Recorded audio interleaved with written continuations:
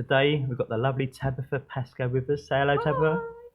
And we've got 4 great questions we're going to ask her during the day. We're going to have a shout out thank you to Titan Storage for sponsoring the show. And if you're watching this through YouTube or for the website, then head over to our Facebook group at some point with the marketing help for small business owners, and you'll see the daily videos on this. But this is the weekly show. This one we're going to get into it. Been really ill this week, still am, aren't I, Tabitha? Yeah. So I'm going to cough Been a lot, coughing his guts out. sucking a sweet, drink, everything. But I'm really pumped for the show. It's going to be awesome. Some great questions. So thank you guys and girls for answering the questions. But so welcome, Tabitha. Hello. How are you? I'm really good, thank you. Tell us about your business, Tabitha.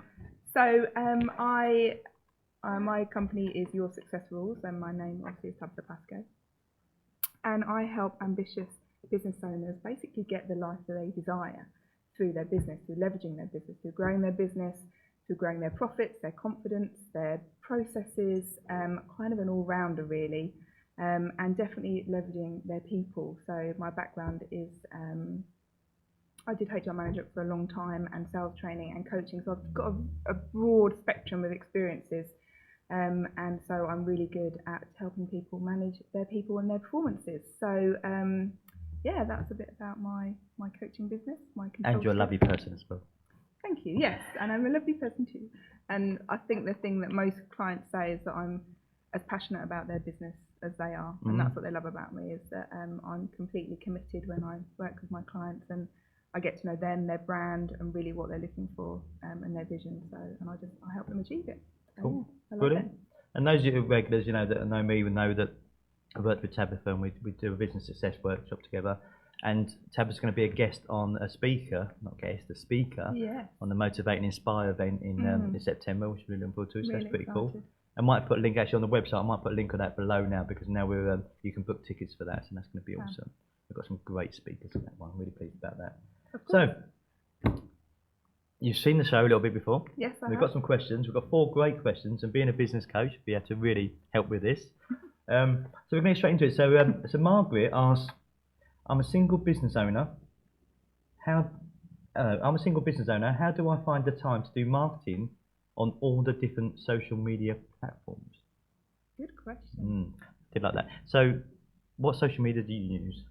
I use Facebook predominantly. I do use LinkedIn, and Twitter, in all honesty, haven't really got to grips with, but not needing it at the moment. So it for me, it's not. I get what I need from the other platforms. I think this is really common at the moment, because there's so many things out there. There's, oh my God, there's Twitter, Facebook, Pinterest, Instagram. Instagram's really it depends good. on your business. I think it depends on what type of business you have. They all have different unique selling points. The reason there's Vine and there's Snapchat, and it depends you're absolutely right where your business is. Yeah. I mean, if you're a photographer, Instagram's a no-brainer. You need to be on Instagram. If you want, if you want to get picked up by other photographers and contracts for that, then Instagram's it's going to be your thing, and delivering great. Yeah. And also find your niche. So I mean, I've recently hired a photographer for the car magazine. I found through Instagram, because he's always posting pictures of supercars in it, and we got to meet in London, So and you love supercars, so well, I do have a partial in yeah. So so I think Instagram is, if it depends on your industry.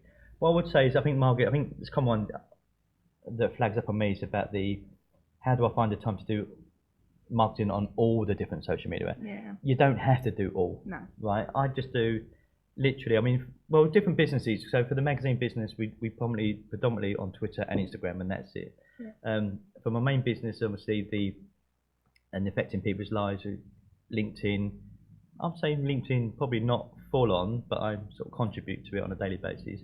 Facebook and Twitter definitely. Yeah. I think the thing is if you're gonna just choose which is right for your business, Margaret, and then just own that space, really just commit to that. Yeah. So if you're doing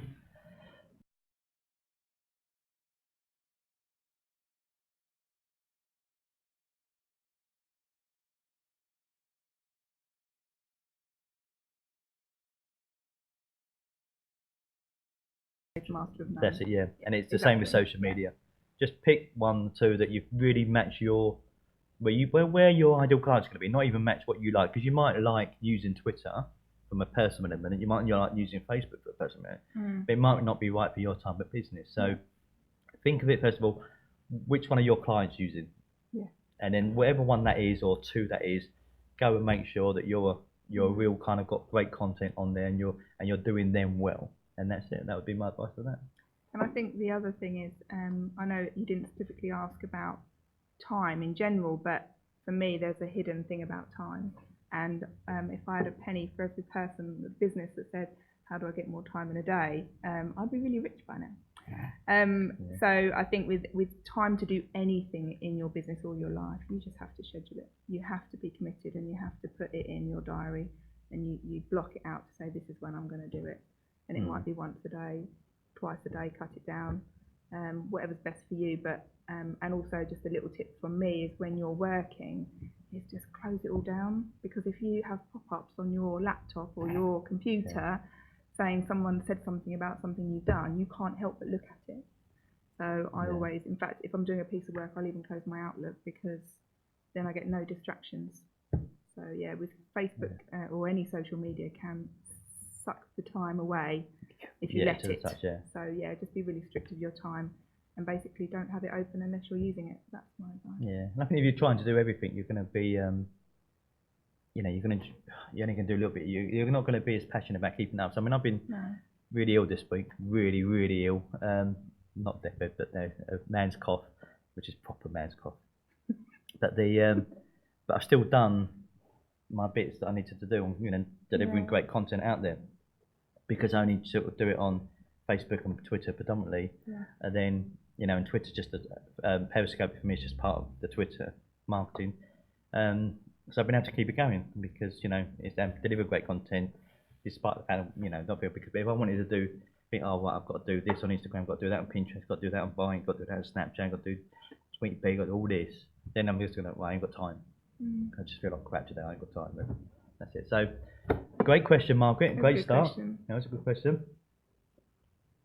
And we've got one from Jim. And Jim asks, clients say they would happily recommend me, but I get no referrals. Right, that's quite common. Do you want to wave into that one? Yeah.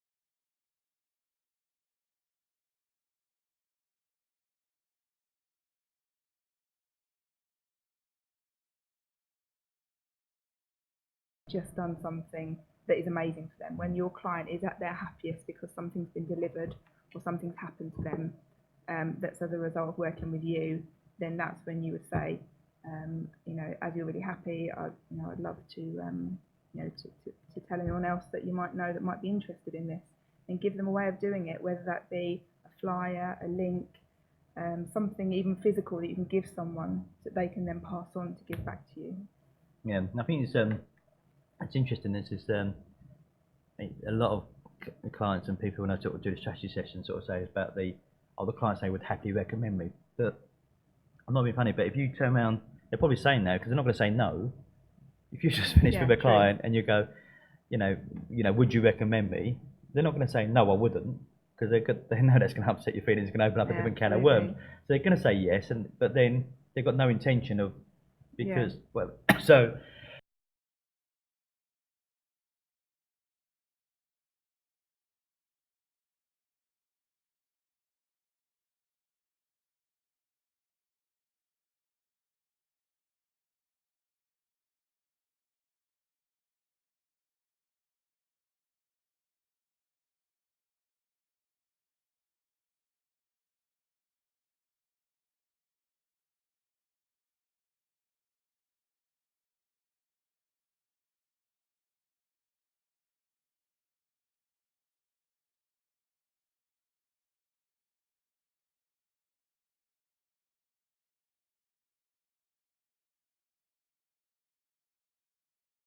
I do because we've worked a lot together, but still, you know it a lot better than I do.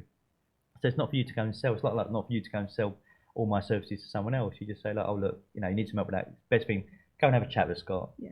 And then see if see what comes out of that. Here's his number, or sometimes like we do an introduction. Yeah. Do an introduction email, so I email both you and the person I'm, so it's a nice, soft, warm way in rather than a cold call or a. Yeah, and if you want to really force referrals, you can say to people that is there anyone there that would want this service as well? Whether it's a hairdressers, whatever it is. We've got a question from a hair salon, so that's probably on my mind. But whatever it is, you can say, would you know anyone that you would recommend? And if they say yes, and sort of say, well, do you mind introducing me? Yeah. Especially if it's another big business. If you deal with like bigger businesses, and they say, oh, I know someone at, co-op or something that would be interested, or, NatWest or whatever, and just say, well, for you then to ring up and try and get through to that person, it's going to be a nightmare. So you're best off saying, well, do you mind just introducing me to them? Or if you're going to be at a networking event or something like that, so look, do you mind just introducing me to them? And just, I don't want you to say that. I just want you to introduce me, and then. If it's right, it's right. If it's not, it's not. And another thing that's popped in my head, which isn't for everybody, and it really does depend on what your business is, Jim. But also incentives. A lot of people give incentives for referring business. Like, if they want to be a customer, if they're going to be a repeat customer of yours, for instance, they might get 10% off or 5% off or whatever. It might not even be monetary incentives. It doesn't always have to be money. People are not always incentivized by money, believe it or not. To them. Yeah, well, it is because if someone says to me, "Oh, if you come from us, I'll give you £5 for each one." I'm like, really?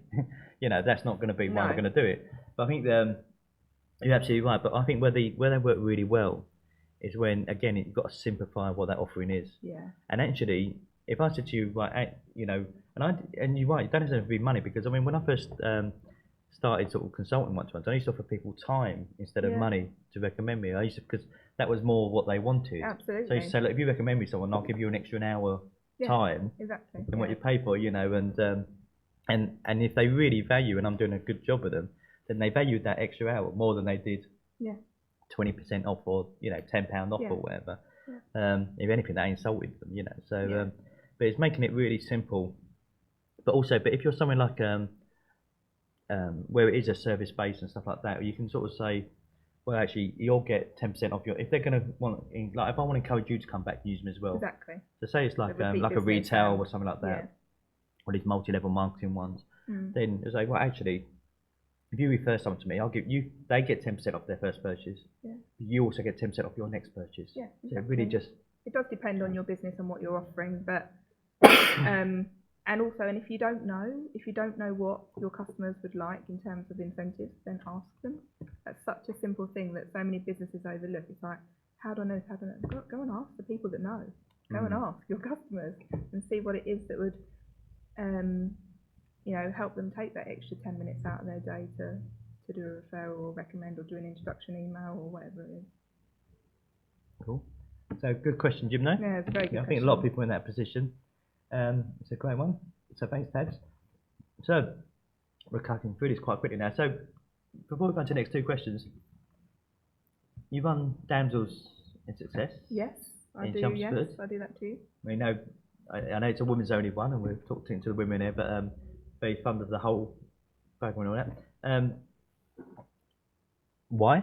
Why did you start? What drew you to Damsels in Success? Gosh, how much time have we got? So 2 minutes. Damsels in Success is a personal development for a community for women in business. And the reason I got into it was because of the vision of Damsels, which was to change the way women live and work. So a lot of women think, especially in business, that they have to, in order to be successful, they have to sacrifice things. And I'm here to say that that's not necessarily true.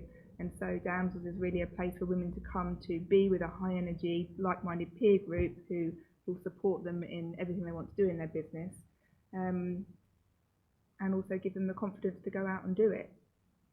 So yeah, it is personal development. Although networking absolutely happens and business happens in the room, it is the primary objective because it is to grow personally. Because your business, if you're a single owner business or someone who's in corporate who's looking to get into business, then it's really scary and quite lonely for women, but also for men as well. Yeah. I lost my train of thought now.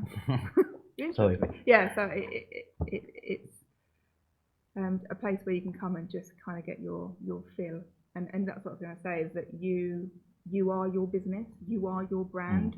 And so if you've got stuff going on internally with limiting beliefs and all that kind of thing, that will filter through into your business. So if you've got a limiting belief about how much you should charge, or getting in front of the camera and doing a video like this, or you're not gonna be successful. Right, and we're gonna do one of my magic links.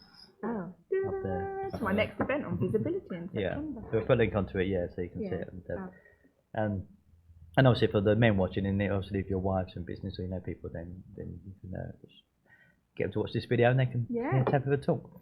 So cool. So thanks for that, Tabitha. As you know, I'm a big fan of Tabitha, so this is so we're going to go into questions. So Bobby asks, what's the best way to sell a new service to my previous clients or my contacts that I've been marketing a different service to for the last year or so? I think I'm going to need to reread that. Yeah.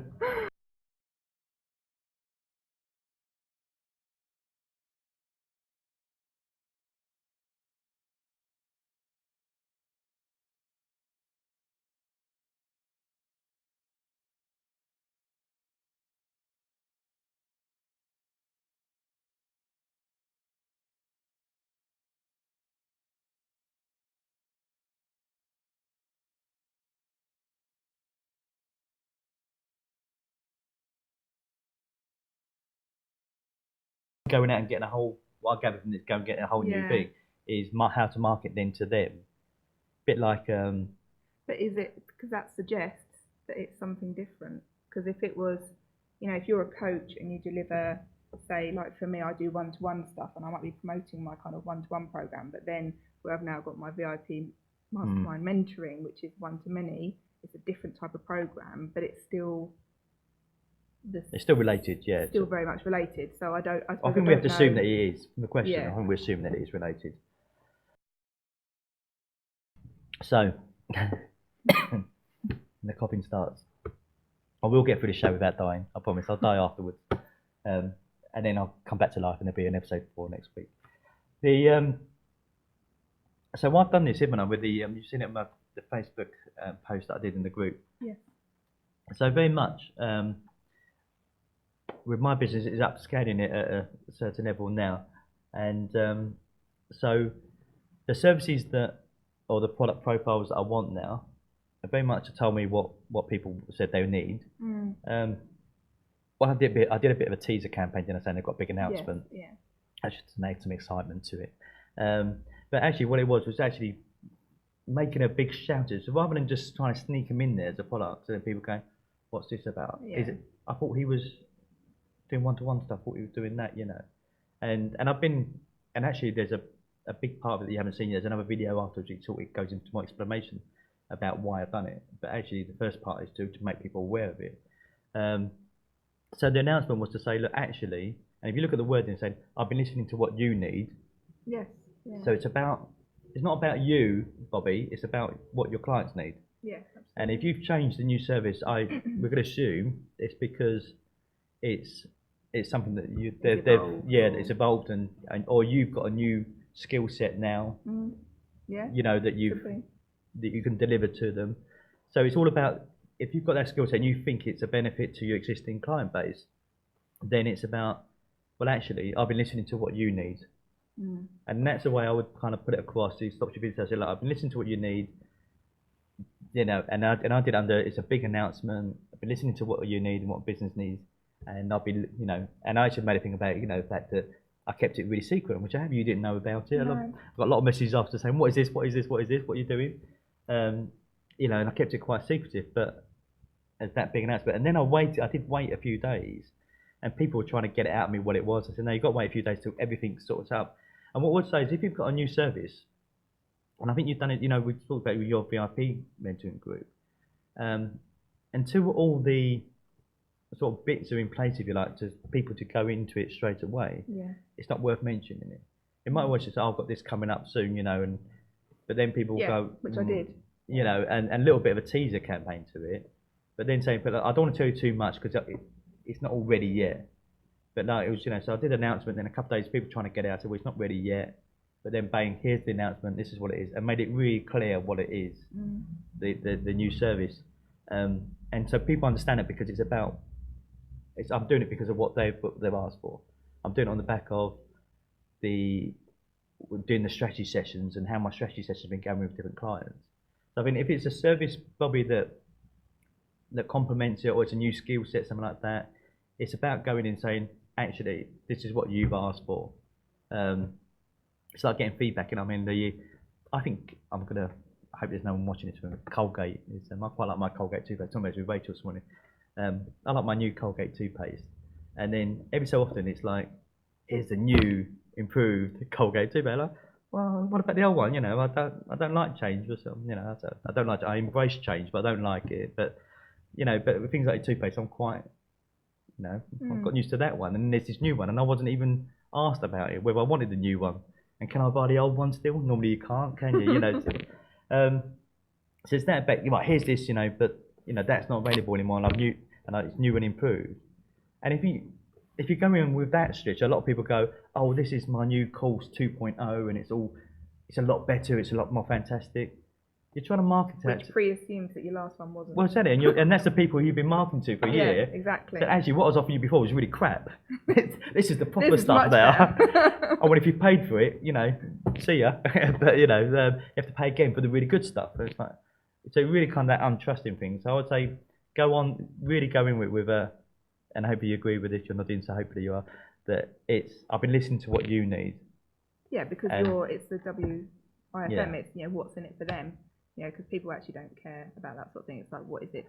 Exactly. Why is it important to me? Why do I need to watch this, listen to it, read it, whatever? And I think the point you're making, underlying all of this, is about honesty. People can just tell, like you've used the word sell a new service. So if you're offering someone and you're telling someone about it, then just be honest about it. Don't, the whole slipping it under. I've used to do a lot of sales training and traditional sales training, and this kind of slipping it under the carpet. People see through it. They're not stupid. They know. And they'd rather people were just really honest about. Hence why, if you're saying I've been listening to you, or if there's any other reason that's credible, tell people. Also about come up with some new fresh content that backs up the new service, rather than just saying here's a new product. Say content. If you're go and buy selling, it. Yeah. And if you notice what I did, I waited. I had that video in the background. I waited when you saw that page, probably about a month ago, and I waited for that till that I launched the new service. So there was some brand new content to go with the new service, and saying actually not just look, here's a new service, go and buy it. Here's a new service, and here's some brand new content that explains it a little bit more. Well, that's got me thinking, Bobby. This would be quite good. If you haven't actually launched the new thing yet, is actually because hopefully if you're doing email marketing, there should be some good content in there as well. Is that you can start tailoring that content and seeding the new service. Yeah. That might be another way of doing it, and then it won't seem such a jump depending on what the difference is between the services you're offering. And if there is a big jump, then just be really blatant. But just be really honest. Just be really bang. So what I do is just put a big red sign up that says announcement. And go, oh, what's the announcement? And it's intrigue. It's intrigue, isn't it? Interest. Yeah. And I think if you've been given, if you've just been setting, then you're going to find that difficult. I mean, if you've been giving content, and I said this last week's one with Paul actually about, when you give content, you earn the right to then ask for a sale. Absolutely. I know that sounds really, and I'm not all about it. Anyone who knows me knows I really take out the selling out of the equation, and I never hard sell anyone. I always say, it's got to be right for both of us and never hard sell. But if you give, you're doing a disservice by not offering then as. Because you're saying, here's some great content, great. I've got this great content. What do I do with it now?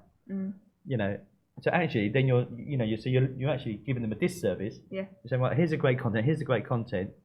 If you want my help, this is how you can work with me. If you don't, great, fine, that's all right. Just keep getting the content. Yeah. And if you really don't want the content, then tell me you won't even get that either. So, but you earn the right to say, well, actually, look, I've given you some great content. This is the service, because your content should be relative to your product. Obviously, there's no point me doing a cooking show here. It's just although I'm good at cooking, but I don't eat it, but I'm good at cooking. But there's no point doing a cooking show. So it's got to be relative to. But this is great content on the back of. Actually, it's a marketing thing. And every so often I'm going to go to, right, if you want my marketing services, this is what you want, but this is the help I can give you. You're not, then that's fine. So hopefully that answered the question, Bobby. That's been useful, Bobby. Good question. Probably a lot of people in that boat, particularly in coaching and consulting, where they go and maybe get a new skill set and then want to introduce it. I think that's probably quite powerful. But deliver it around content, I would say. That'd be my overriding thing. Right, so we've got a question from Menely, that owns a hair salon. But at this point, because my throat is really bad, we're going to have a little bit of a break. So it's going to be seamless. Segue is going to be seamless to a break.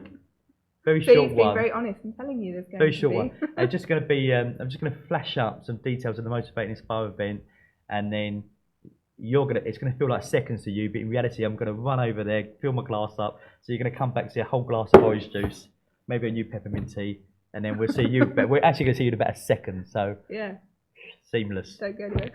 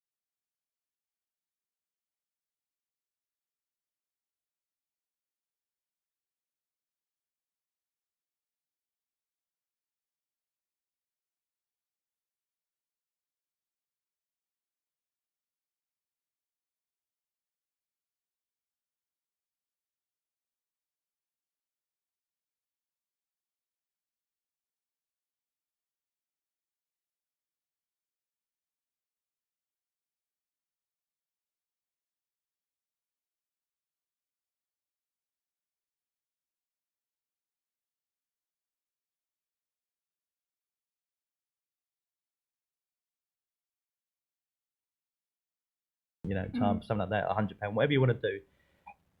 Run a competition, go and stand out on the high street where, near to your shop or and if you're just off the main bit and you're not in the footfall, go and stand where the footfall is, where the car park is, or if there's a supermarket in there. Or a train station near, or anything that's got a lot of footfall. Anything footfall, near a Subway lunchtime.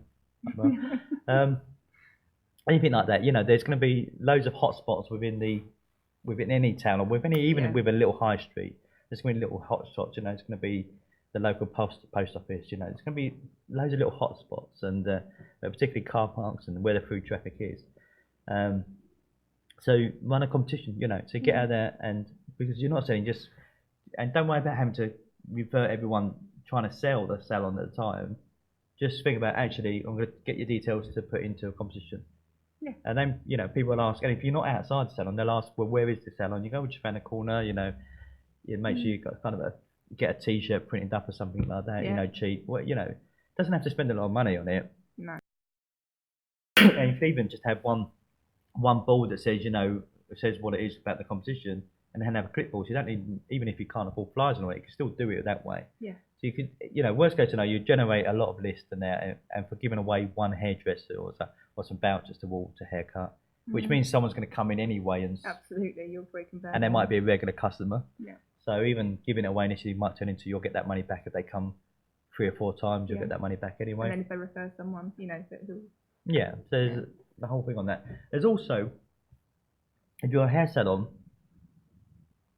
and again, if you're in the high street, so there's a golden opportunity with all the other retailers on the high street. And this is where a lot of retailers think, oh, you know, I'm in a store about sort of competing against the other retailers. But actually, you've got all the staff and all that sort of sitting there, if you like. So you could do an event, if you've got your own salon, you could do an after-hours event, some cheap wine or expensive wine, whatever you want to do and whatever.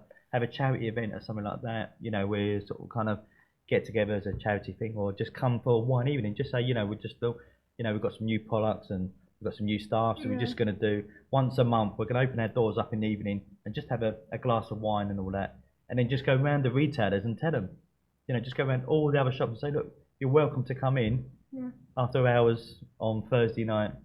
2 hours, we can just have a bottle of, you know, a glass of wine, and just for the retail, you know, so it kind of gets everyone to attention to where it also your starts place building a is. community, doesn't it? Yeah. So more then, chance of referrals and trust and. Yeah, and when everyone comes through the door, you just take a register. You know, just have someone standing there as a register, taking their details, and then you're building your list. You know, that you can market to and all that. So I think you've really got to think. Well, actually, if you're going to be really proactive, there's loads that you can do. Especially if you're on a high street, there are so many people around you that excuse around, oh, well, the high street's a bit dead, the town not really bringing anyone. Than, say, someone stuck in an office with no signage. Yeah, exactly. Yeah, I mean, I really it takes a lot to annoy me, as you know. But I was doing a session a couple of months ago now with a retailer, and they were moaning that the town had put the car park lighting up, which has stopped the footfall. In reality, really? No, because, you know, and when we looked at it, most of their clients were within walking distance anyway, when we looked at a lot of the... So if you're going to look for an excuse like that, then you may as well just shut your shop up anyway and go and work for someone, all right? So, but if you're on a high street, then just use them people around you, Melanie, you know, just to get out there, do a free competition to raise awareness. Go in, and actually don't stand outside your own shop. Go and stand the other end of the high street. Or go and stand by somewhere else so you can tell people where you are, because then you'll get a footfall that might not know where you are. So at least you can tell people, oh yeah, you know, we're just around the corner. Maybe if you're right at the end of a high street and it's difficult to get that traffic, maybe then go and do sort of joint venture with another shop that's up at the other end of the high street, and maybe they put something like a leaflet of yours on their counter, and you put some of the leaflets on your counter, you know, and so do some things like that, you know, and that really help. Do you want to wade in with your bit about the... Well, an actual lead hook. Yeah, I mean, they are lead hooks. My experience of lead hooks has been predominantly, you know, on the website. So it will be, there's loads of stuff you could do for hairdressing. You've got, you know, styling hair, information on what products to use, what's good for different hair types. Different styling techniques. If you do bridal hair, if you do like different, you know, or if it's men or if it's children, you know, whatever the sort of the niche is that you want to focus on for that lead hook, the type of people you want in your salon, the type of people you want, whether it's cutting, colouring, styling, or whatever the thing is that you really want to do more of. And then an obvious thing would be to do a video. Get it out there because it's very practical.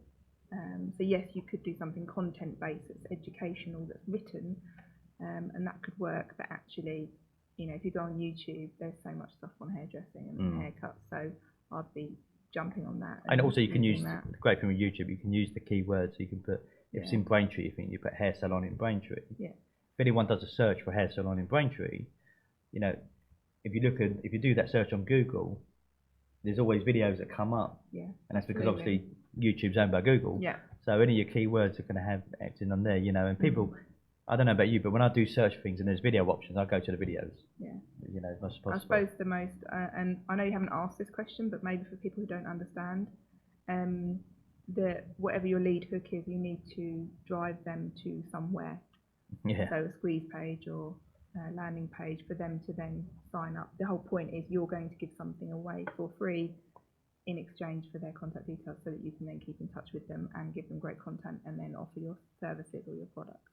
Yeah, you're very right. Just build. I mean, is it the Kevin Costner film? Sort of build it and they will come. I think that's a myth, because if you build it, they do.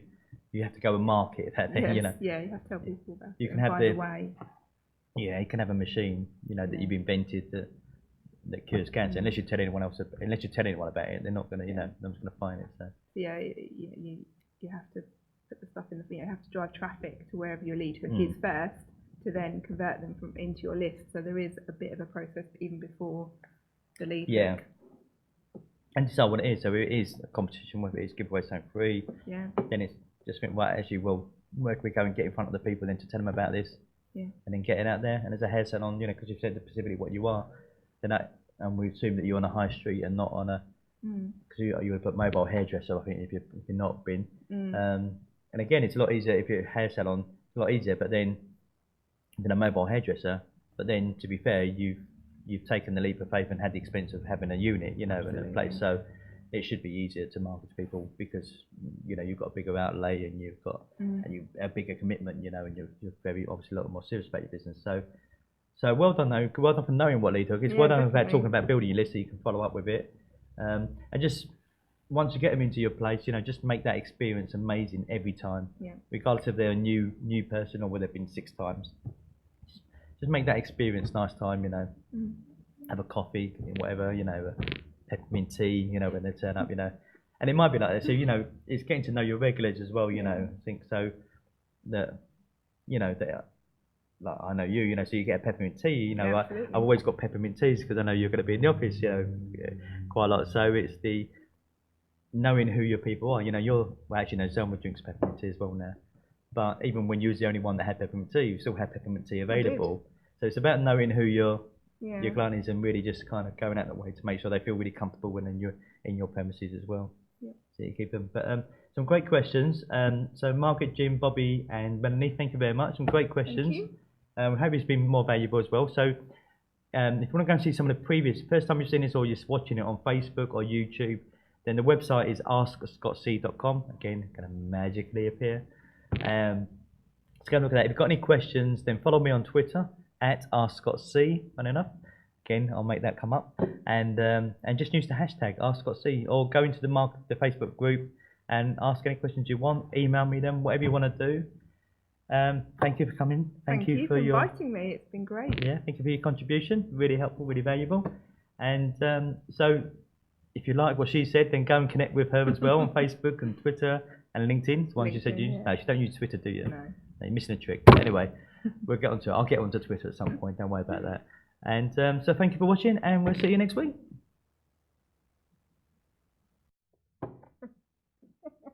It's a wrap.